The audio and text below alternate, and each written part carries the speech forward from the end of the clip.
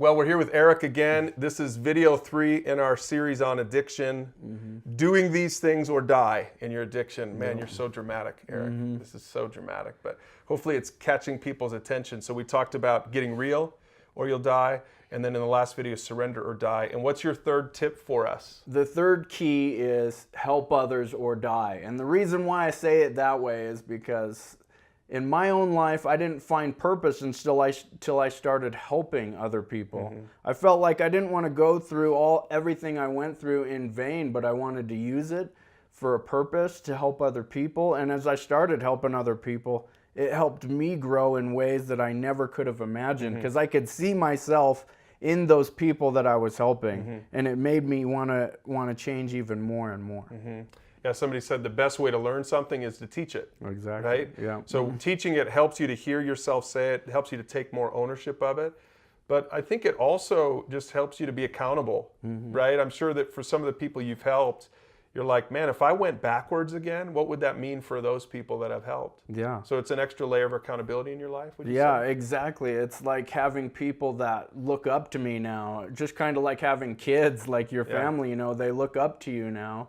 And so for that reason and many other reasons, I don't want to give this all up anymore. Yeah. And so if I don't start building people up underneath me to hold me accountable, to give me purpose and to propel me forward, then I might start sliding back. And that's what I mean when I say help others or die. If you don't start using the talents, your story, what you've learned to help other people, then it's really not going anywhere. Yeah. Yeah. Yeah, one of the things we've said in the last couple of videos is just pride. How pride is such a key part of keeping people from having sustained victory over addiction. And in essence, pride is selfishness. It's being inwardly focused. So you can do the first two things that you told us in the previous videos, and if you never get to this third thing, you still have a fundamental problem. Because it's all the arrows are still pointing at you. Someone helped me, I surrendered to somebody, but they still helped me, and all those arrows are pointing inward, which is still pride. Yeah. And pride just has a way of rearing its ugly head. And if you don't kill that root thing in you that really started the addiction in the first place, The selfishness. yeah, selfishness and pride, you're going to end up doing it. Best way to kill that is to look outward.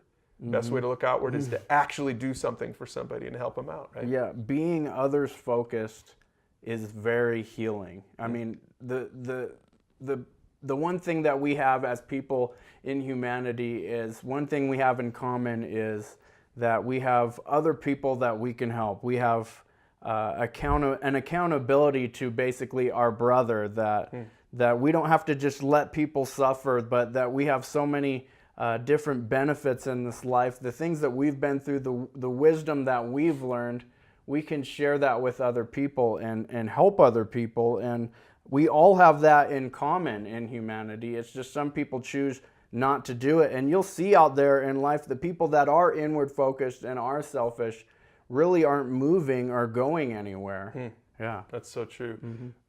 Let's finish with this, Eric, because I want to get really practical for people watching this. There might be some people watching this saying, I've had victory over this. I want to help someone else. I don't know how to.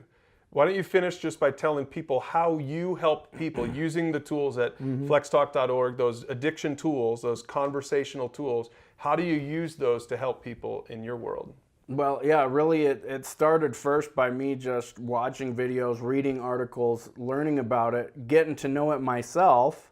And then when I wanted to get with another person, I just share the video or shoot them the article and say, check this out, let's talk about it. Yeah. Let's talk about what this has to say. And then the questions are great because you don't have to think about it on your own, but they lead you down the path where you want to go. Now, I don't always stay with every single question. I can modify it. We can share our life stories. But the great thing about having the tool is that you don't always have to feel like you have to know it all. Yeah.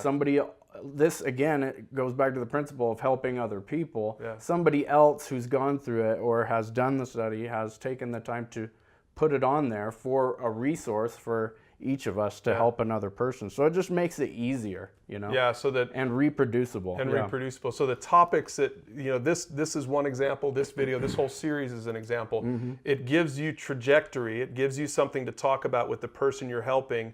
And it really is surprising how simple it is, because now you don't have to be a genius, but it really, if you're there willing to love somebody and walk with them, there are plenty of topics, not just on addiction, but marriage and parenting and budgeting and you name it. Which all tie in. They all tie in, right? Yeah, because it's all about whole life victory and whole life health, not just, you know, your addiction is not some isolated part of your being, right? No. It's a part of everything. You know, it affects your marriage, it affects your parenting, it affects your job, it affects your integrity, your emotions, all of that stuff. Yeah. And so those tools are there to help. So I encourage you to use these resources to help someone else. And if you don't do it, you'll die in your addiction. You'll end up back in your addiction. So use those resources. Continue to use resources at flextalk.org and help other people as you help them to get victory.